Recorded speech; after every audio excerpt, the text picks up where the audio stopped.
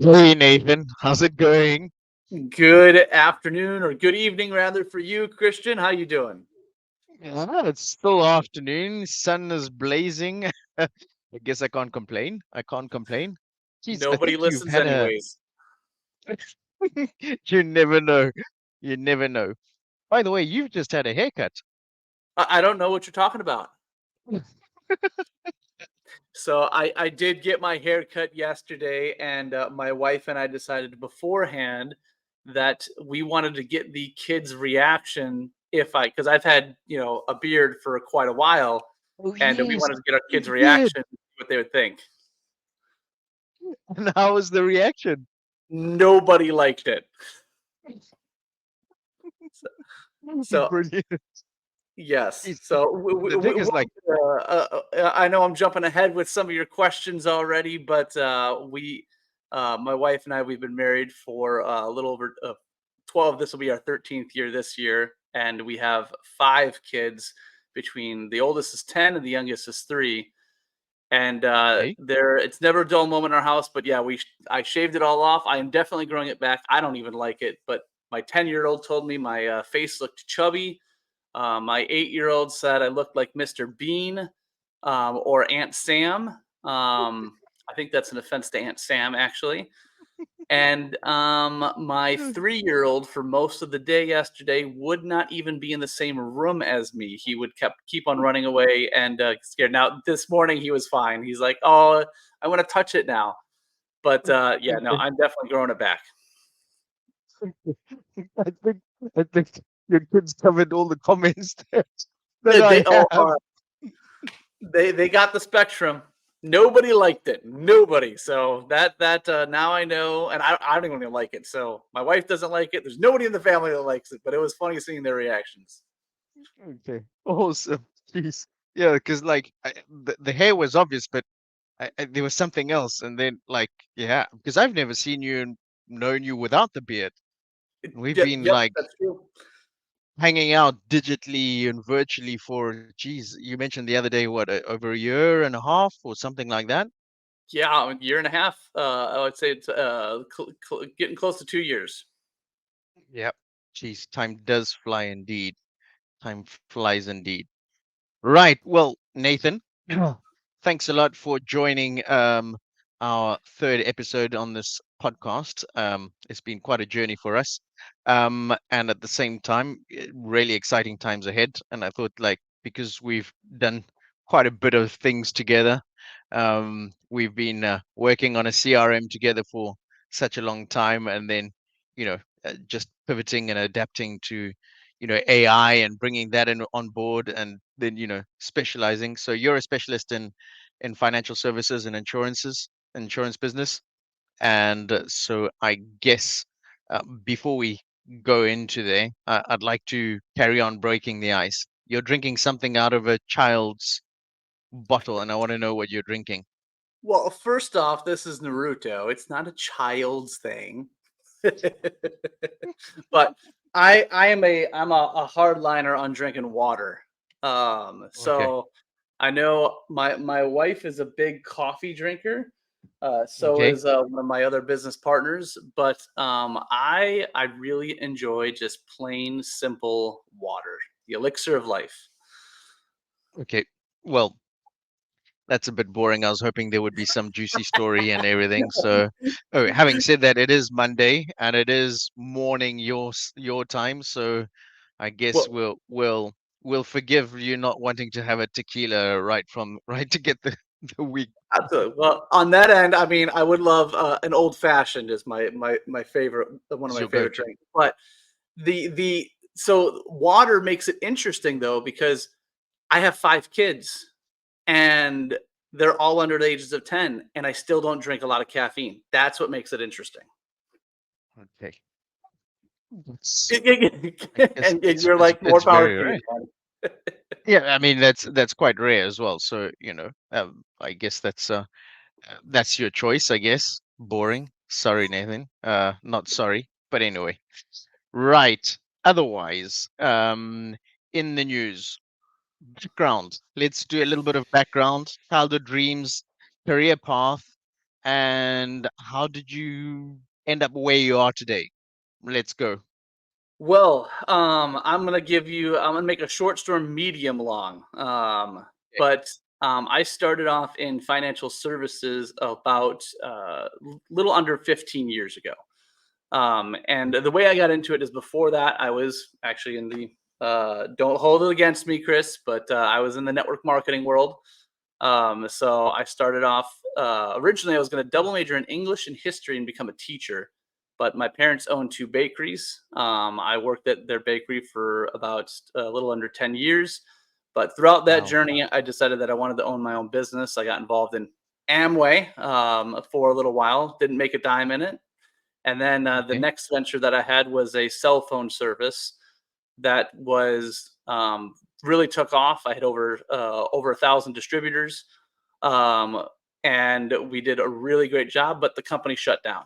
Um, Okay. Long story, bad leadership decisions on how we acquired satellite time, basically. And Okay. through that, though, with my connections, I ran into other people that were in insurance, and I had three friends tell me, "Hey, I'm getting into insurance. Can you sit down with me and talk to me about it?" And they would bring their manager with them and do a presentation.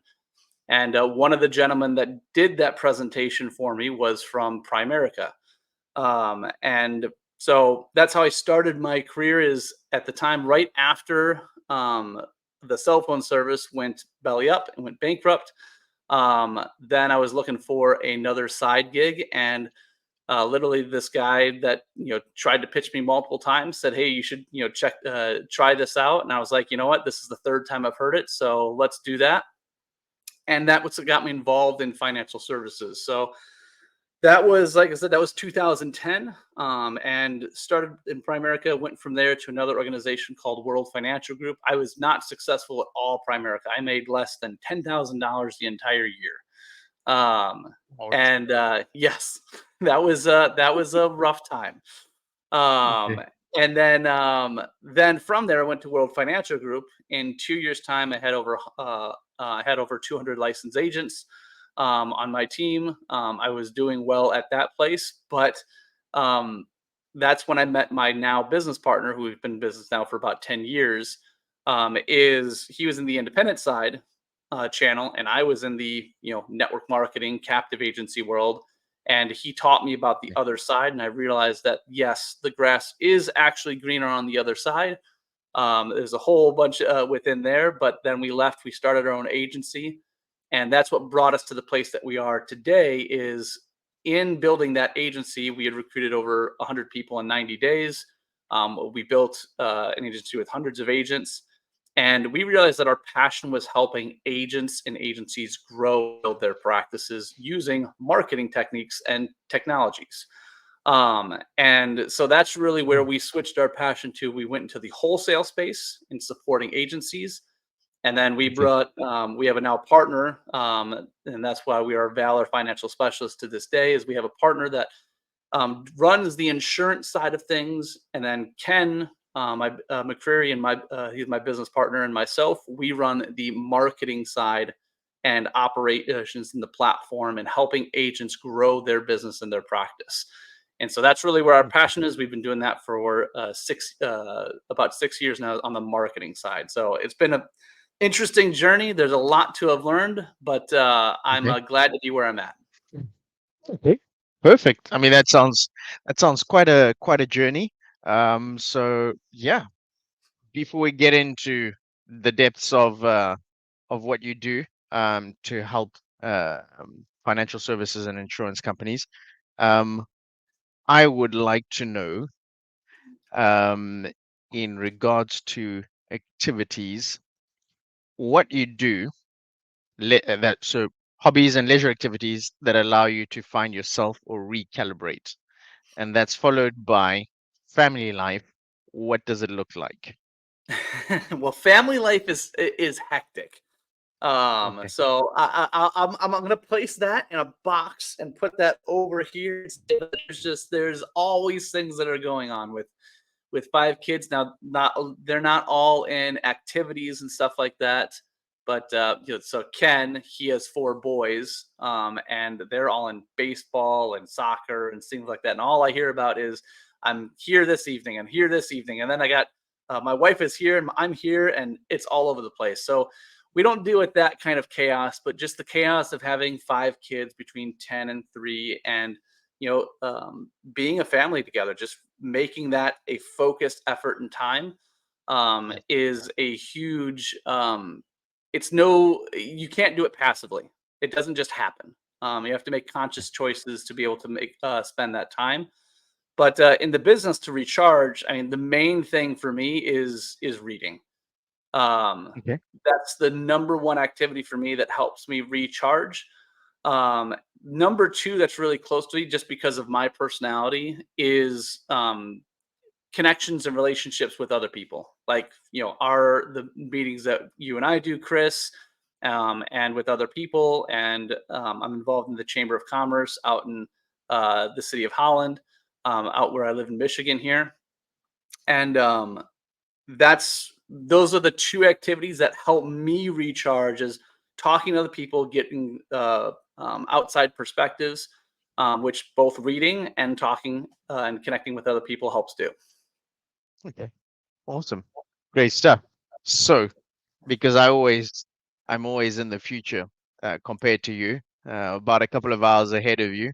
It's always Yes, yes, interesting to you are in the know future. how our days run respectively. So, this is where I guess we start going into a deep dive. So, what does your typical day look like? I know you take meetings in your daughter's room, um, but other than that, Yes, as other we're than that, building my office out here, I'm taking my it'll be done by springtime. But yes, I take the meetings in my daughter's room that has a nice rainbow. Right now, I'm in one of our other rooms, so I have a little bit nicer background rather than yeah, the rainbows and the fish and the things like that. fair enough. So, But daily routine. What does it look daily like? routine. So, I mean, first off, is in the morning. Now, I'm going to say this is ideally what the daily routine looks like. Unfortunately, I have not been with sickness and things like that with kids, and just quite honestly, the discipline of doing it is getting up in the morning, doing my reading first thing before the kids wake up. Because as soon as the kids get up, it is, like I said, it's Full getting time. them ready, getting them organized for school and things like that. But making a concerted effort to do about 30 minutes of reading before the day starts.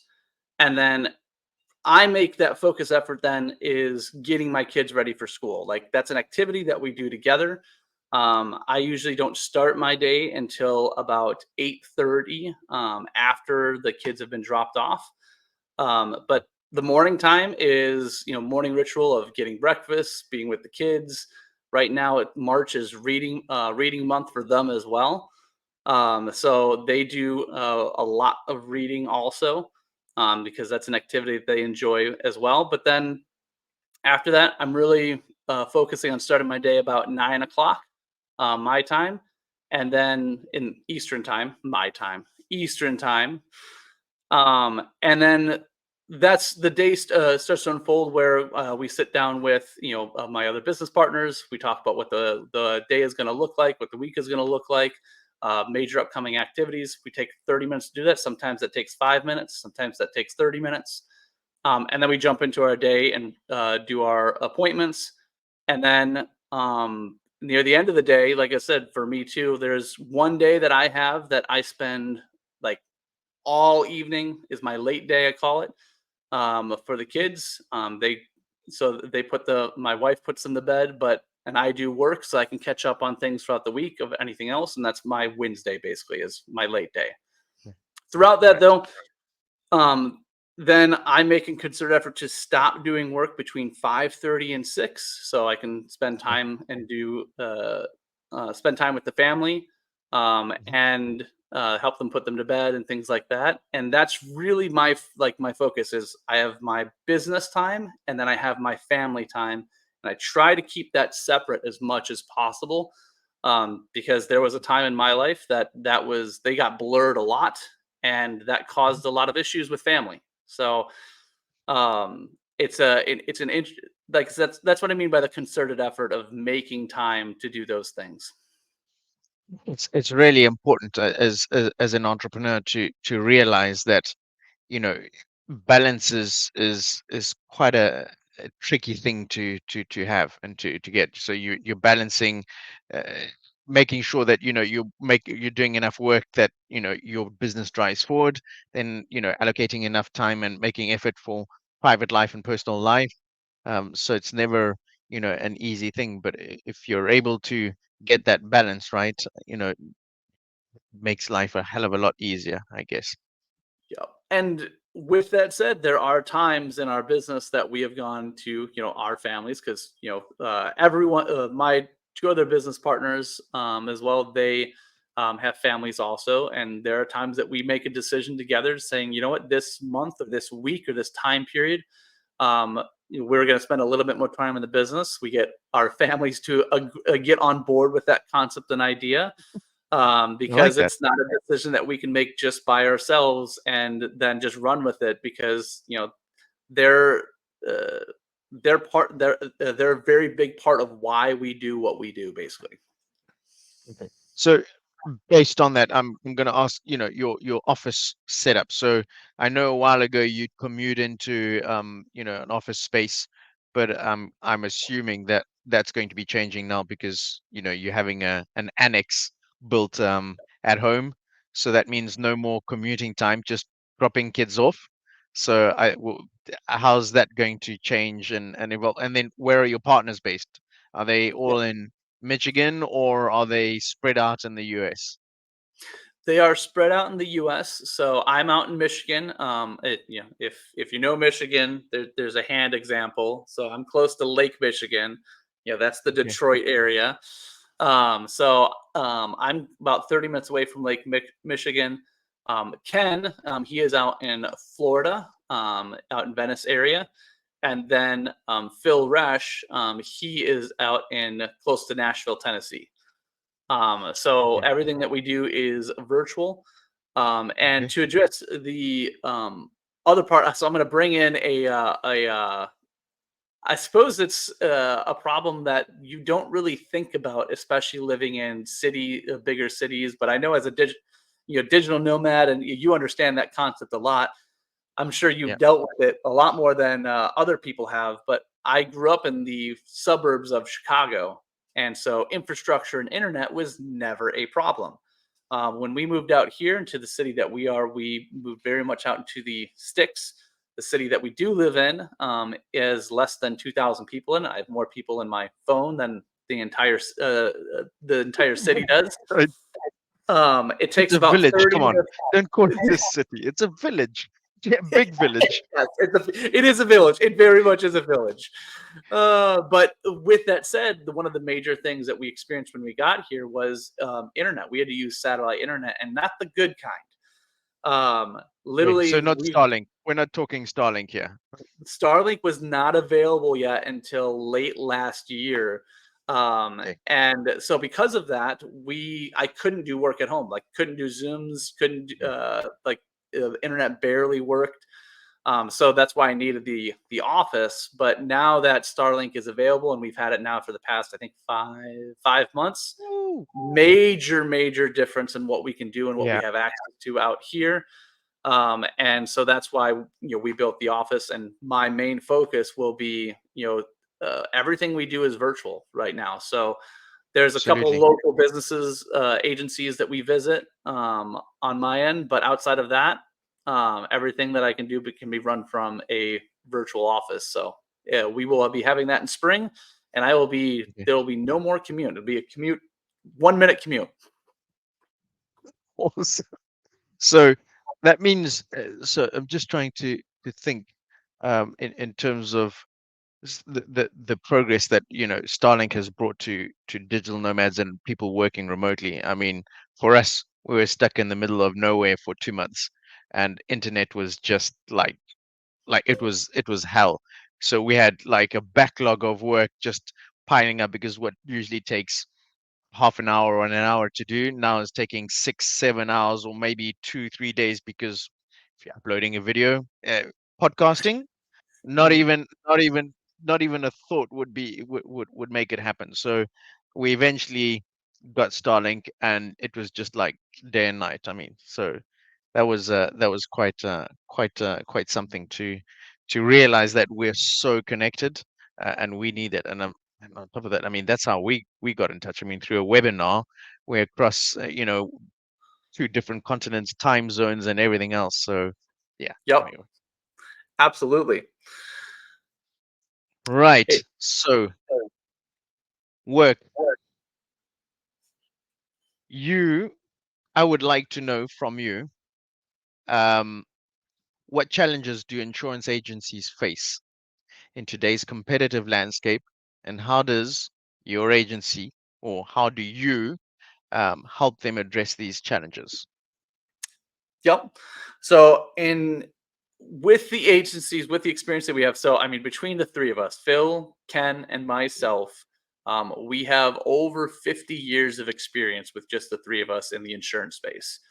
And the four areas that we um, consider to be the areas that insurance agencies struggle with the most, or insurance agents in general struggle with the most, is these four things. Is number one is they fail to make effective use of new technology. And technology is a large word. We're going to use it in the context of things like they don't have a CRM system, they don't have a marketing platform, they don't have a good website, they and things like that. And that's one area of there's so much technology and so many people chirping in their ear to do this, that, and the other, and they're not trained on how to do that. That that becomes a huge piece, a hat, multiple hats that they have to wear to be Mhm. able to become successful. So that's number one: is failing to use or failing to effectively use technology. Number two is just the realization and the concept that they are not marketing professionals. Um, Most of them, the vast majority of them, did not come from an area where they were trained on marketing habits and how to run a business and how to market their business. And again, so that's another hat. They have a technology hat. They have a marketing hat that they have to put on. And usually, the number one core training that happens in when someone gets started in the industry is give me your top 100 list, so 100 people that you know, and let's call those people and schedule appointments and try to sell products and services to them. Just That's what sales. they exactly. That's sales and marketing to them, and that's how a lot of people get started. And that's why there's such a washout rate. Um, so that's number two. Number three is they don't have the right support system, and that can come in a lot of different forms. But it could be coming from their direct manager, it could be coming from the organization that they're working with. And there is no really one place that I would say has the corner on everything. And that's why a lot of independent agents work with sometimes two, three, four different insurance marketing organizations for different reasons, so that they can cobble together a some kind of platform that makes sense for what they're trying to accomplish. And then last but not least is they typically have to build their own business alone. Um, Although there's people around them and there's lots of different things to do, it is up to them to get to where they want to go. There's plenty of roadmaps that people provide and things like that. But the two kind of areas that we see that most people do is it's either we're going to do it all for you kind of concept, or here's the roadmap. Good luck. I hope you get there. So to make it simple of our solution, so those are the four things that we see: fail to make effective use of technology, they're not marketing professionals, they don't have the right support system, and they don't have they're building the business alone. Is that's really from a underlying, or rather umbrella concept, to how we fix all four of them is by creating a partnered solution, not a roadmap, and not we're going to do it for them, a partnered solution in which we do marketing together and help build their business. And that's one of the core things. Like, we're not looking for thousands and thousands of agents. That's not what our core philosophy is. We're looking for a core group of people that understand that, want to work with someone like us, and that we want to work with them. And we would partner with them to help build their structure and help them build a marketing platform that can help them consistently generate business, help them lose less of the people per year. And that's really what our focus is. And that's really from a, like I said, that's, I know that's a large umbrella, but that's our solution, is giving them a partnered solution. And I know I'm giving a little tease, but the core solution that we have is what we call our Lift platform, to help them get to where they want to go. So partnered solution is the biggest area that I would say from an umbrella standpoint that fixes all of those areas. Right.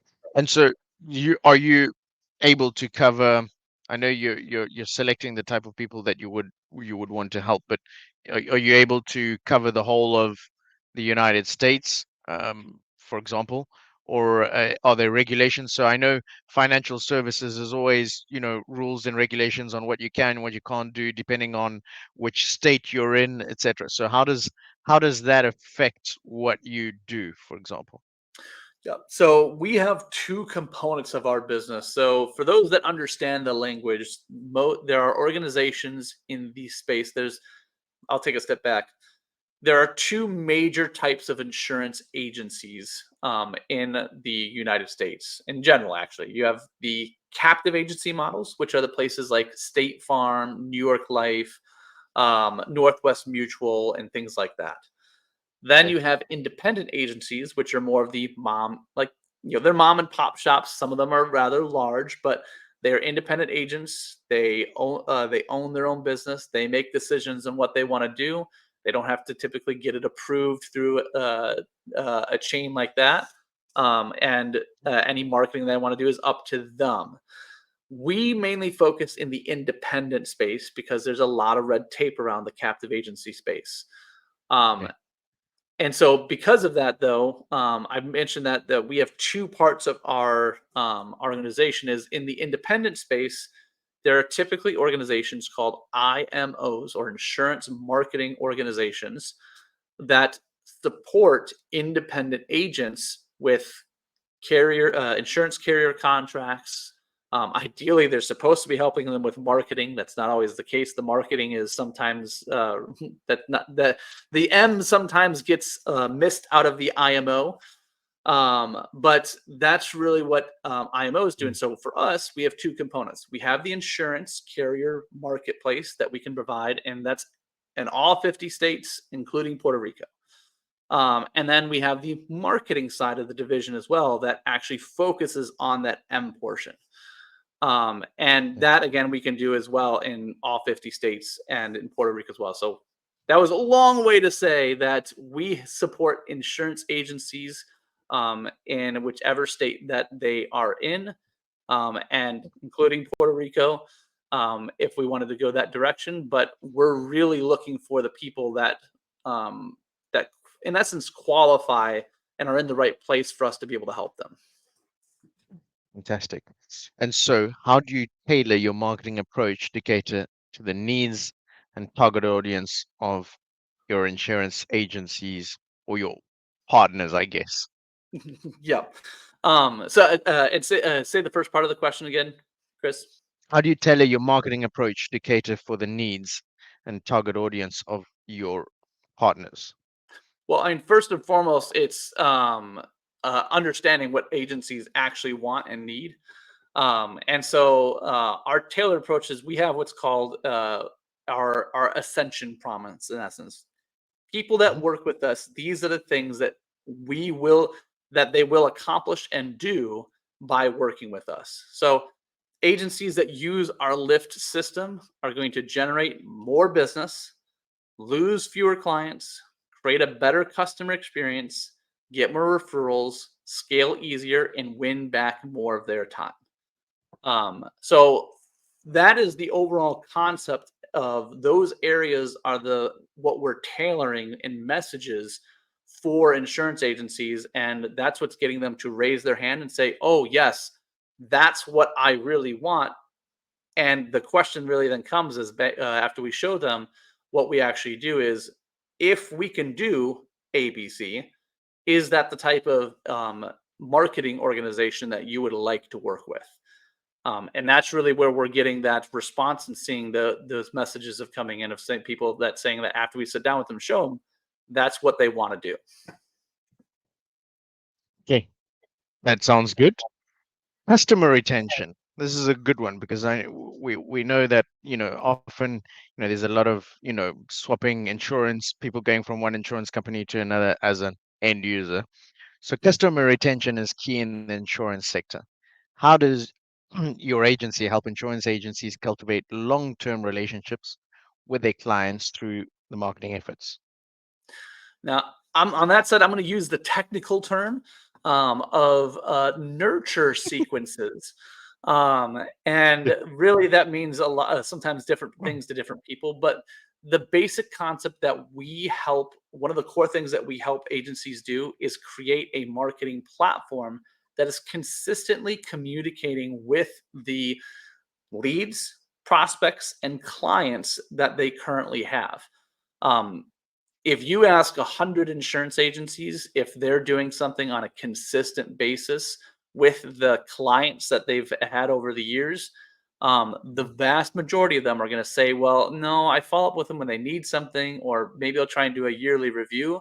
But that's basically all the touch points that they're getting. So, our main focus in one of the things that we're doing is, at least from an offer standpoint, to get people to re-engage with them. At very minimum, we're doing a quarterly, what's called database reactivation campaign. Um, and then on top of that, we teach our agencies to put out newsletters and information at least once a month, so that they're staying top of mind with the people that they're working with.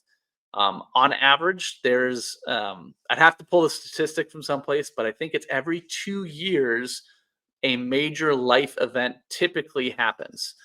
And that could be having a baby, getting divorced, getting married, getting a new job, getting fired, all those different aspects. And those are all the things that an insurance agency wants to be there for. Because when those life events happen, they want to be the one to have the conversation with that person about what that life event means for their insurance and for their financial plan.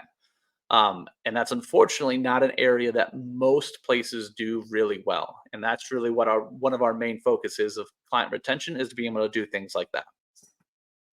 So the importance of database reactivation and I guess customer relationship management through the CRM lead base on which we've been partnering up for and making sure that people understand it. So I know also one of the things that is actually quite difficult to do is not only do we present a technology solution to them, um, but getting them to understand A, the capabilities, and B, how they can really leverage from using the entire system rather than just a place where I can store all my contacts in the system, which is very often, and it's a pity across all businesses. But I can see that in the insurance world where it really is just, put the contacts in there, and then, when I need to get hold of them, you know, we'll see when we get there.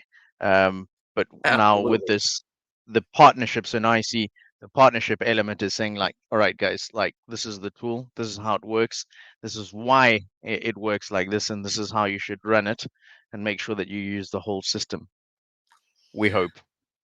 And we hope indeed, Chris, and that's really where the partnered part comes, because most just as a comment from a history standpoint, not well history, but a lot of the agencies, you might be surprised, or maybe not, how many places still have paper files, or using Rolodexes, or maybe they've upgraded finally to an Excel spreadsheet. One of the places that we work with literally had a file system, like on their computer, of and this was a health insurance agency, literally had close to 1,000 clients. Each client had a file folder on their system. They had to click into the folder and get to any documents, or their contact information.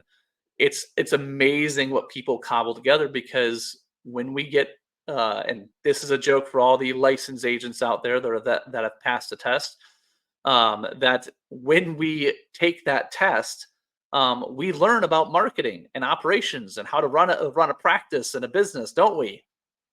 Everyone that's listening is just shaking their head right now because 99.999%, I might be over exaggerating a little bit, maybe 95% of the information that we learn to pass the test does not teach us anything about selling, marketing, operations, how to build an agency, none of that.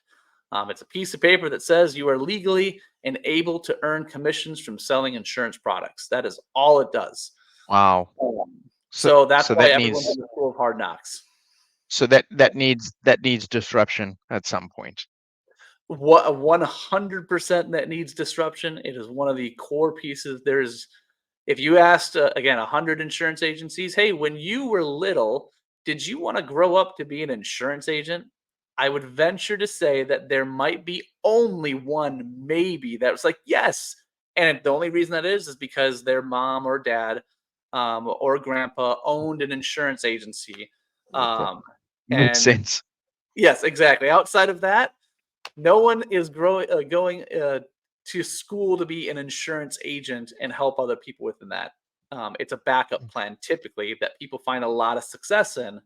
But because of that, there's not a lot of formal training on how to do those different aspects. Okay.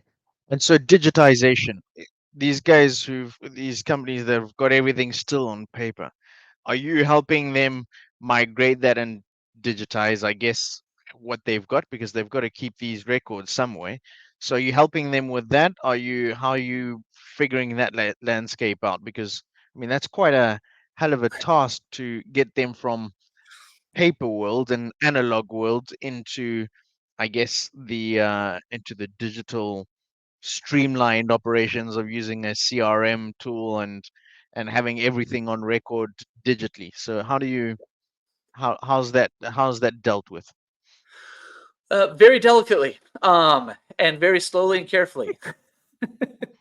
So typically, I mean, I'll use one of the examples of the agency we're working right now. Like we've already gotten on board with the concept. They love the Lyft platform, but because their data is, well, two agencies in different formats. One has literally file cabinets of information. It's two partners. They've been in business for One's been in business for over 10 years, another one in business for 15 years. So they have lots of clients over the past years. But again, all of them are in paper format. There is literally nothing that you can do from a consistent marketing basis with paper information. It's impossible.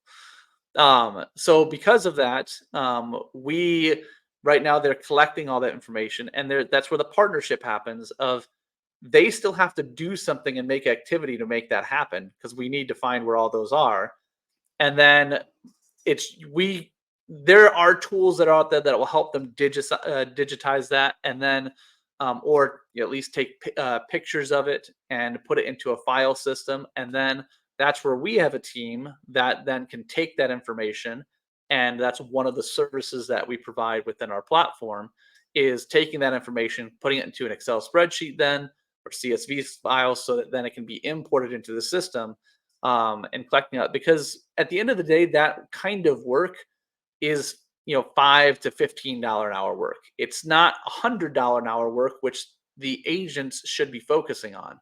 But unfortunately, it's impossible to just I would love if magically we can collect all of their data and have part of our team do that. But because we work with agencies in different locations, we need It's their difficult. help and support to be able to bring the data in one place, and digitize it, and then we bring that to our team so that we can get it into a CRM and functioning within the way it should. But it takes time and effort on the other side. So that's one that is in digital format, and then we have others that have just dumped 20 Excel spreadsheets with thousands of pieces of data, thousands and thousands of pieces of data that were never organized in any way, shape, or form in any one place. And so we're helping them organize that so that, like with tag structures and understanding where the information came from and things like that, because that's all important. Data is a huge piece within the insurance agency world. that It is for king. anybody, I was gonna say, I'm gonna get on my soapbox for 10 seconds here. Anybody that is starting off their business and is listening to this, or doesn't even matter where you're at in your business, if you do not have a database of your leads, prospects, and clients, start collecting and putting that into one place, not 10 places, one place right now, in a platform that you own the data. Make sure you are asking that question, Oh, yes. because there's plenty of places that I've been at and that I know people at that they had no idea they're putting it into their CRM system, and realizing that when they leave there, they do not own that data, which means, I mean, you can usually get it in any back in like a year or two, but that is something that is very important to remember from the very beginning. Is building your list and building your database is one of the most important things that you can organize from the very beginning. Client is the lifeline. So if you're not managing that properly, you're going to run into some form of problem sooner or later. I mean, we've had so many discussions around this of, how do we make people understand, the chaos of contradictions, where, they want something, but then don't do what it takes to actually get the results that they want and the outcome that they want, which is different from what they're currently having. So I guess that's really important.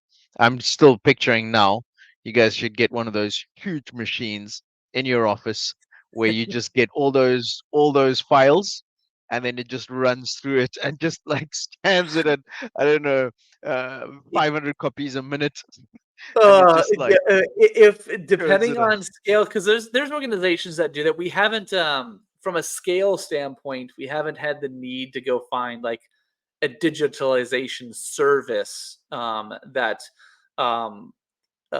would basically, you send all that data into them and they would take all that and put it in a form. That may be something that we need down the road, but as long as we can get that participation, that's usually the biggest hurdle that most agencies deal with, is collecting and putting their data into one place that they own, and we very much help them with that. The platform, lead base, as you've mentioned, the platform that we teach and use on, and that we've spent a lot of time building. um, it is a core quality that any data that goes in there, the user still owns. It doesn't all of a sudden become ours or anything like that. That's an important quality for us and how we do, how we operate, basically. 100% agree. I think that's a very good selling point. I mean, we do that as well because people are worried. What do I do? What happens with my data if I decide to leave one day and go somewhere else with it? Well, you own it. We purge the account. We give you all everything, all the data, and you can leave, and it's all yours. Nothing is ours. Yep. So but that digitization is giving me ideas, Nathan. I need to look into that. I was. Just s- send those files. Well, I know what to do with them. Yep. Or whoever's in the United States and who's a specialist in this and can pump out, and allow you maybe to scale and that, get all the insurance people bringing their files and then onto lead base. I think that would be quite something. So let's see if anybody reaches out with that info. You never know. Absolutely. Cool. So Nathan, it's time for our quick questions. Okay. So All right. I would like to know. Thank you for warning me that these have to be quick. Mm. It- They do. I would like to know, do you know how much time you spend on your phone screen, non-work related? Non-work related. Oh man, non-work related. I mean, probably at least another, I'd say probably hour or two a day. So, I mean, I would put Yeah. that up between 10 to 50, 7 to 15, 14 hours a week at least. Okay. Fine. Bucket list item to tick off in 2024. Bucket list item to take off in 2024. Taking the kids to Disney World. Okay. Which one, in Europe or the US? In Florida. Yeah. That's no, sorry. Wait, that's the end of our friendship. Um, okay, so beach house holiday or mountain cabin getaway? Beach house. Beach house. Beach house. Okay. Do you rock a hoodie or hoodie and sneakers or a suit and tie for client Uh, meetings? I'm more closer to the suit and tie, but I over the past 5 years, I haven't worn a suit in a long time now, or a tie. Forever. Yep, and Oh, I'm this so is disappointed. more so my style, business Okay, casual. so I think we touched the coffee or tea and what kind. So you're not Water, a very much of a water. water. I won't Okay. drink coffee, but tea. Tea I'll drink occasionally. All right. If you could have any animal as a sidekick, would you choose a wise owl for advice or a mischievous monkey for an adventure? I mean, that's going to depend on the stage of my life. But right now, I would love a wise Right old now. owl. I would love a wise old owl right now. Okay. Wait, When can I celebrating a use that wise successful old owl closing. with my kids too? Can I Oh just yeah, send them? yeah. No, no, that works. When celebrating a successful closing, are you popping champagne, cutting a rug on the dance floor, or quite celebration in a restaurant with your missus? Honestly, all three of them. Really? All three of them. I'm gonna send. So I'm gonna send a message. I'm gonna send a message to your wife. There needs to be a record of this, and I want well, proof. because with my wife and I are opposites. She needs the Okay. quiet celebration. Like she will going to a party or anything like that. Not cool with her. Okay. Now on my end, I love to dance.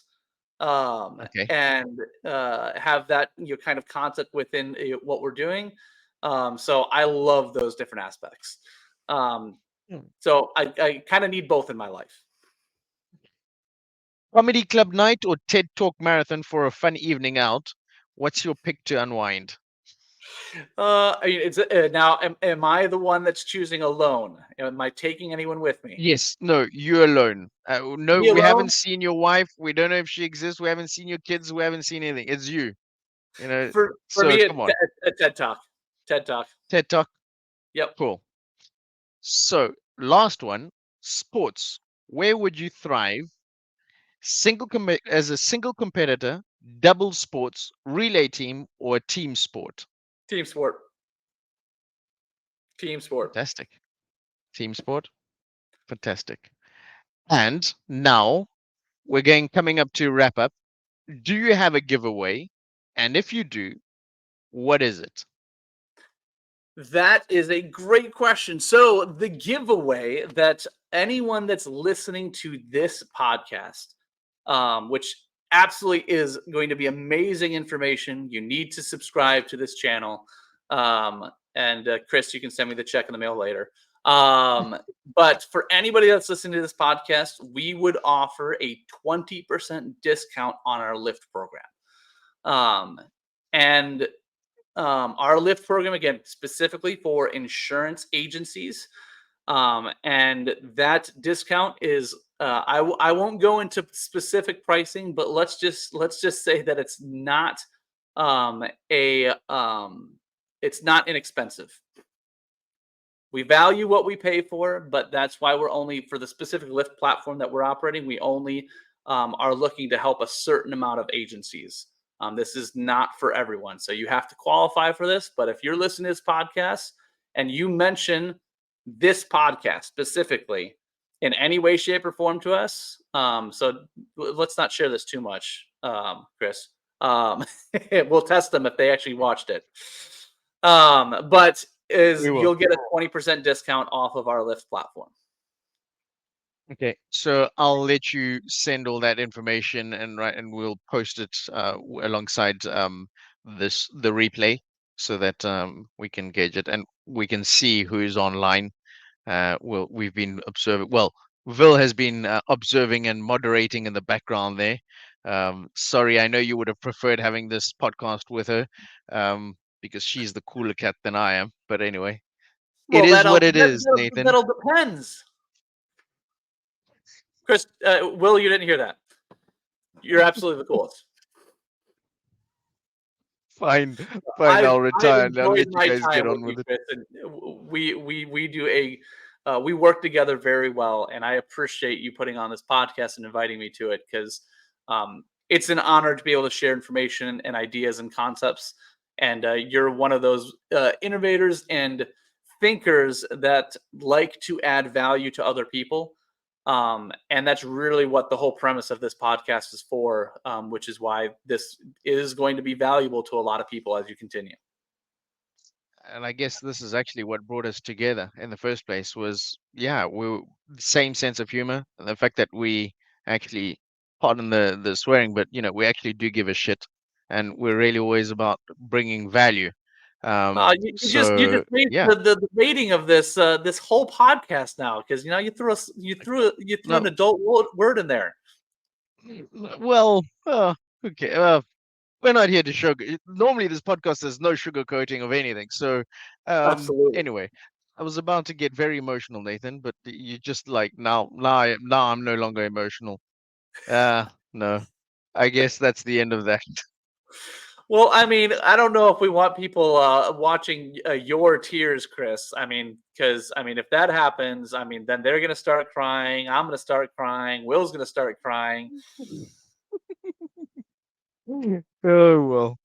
Nathan, it's been an absolute pleasure. It always is. I mean, it's been a pleasure, doing business and working alongside you, sharing a platform and building it together.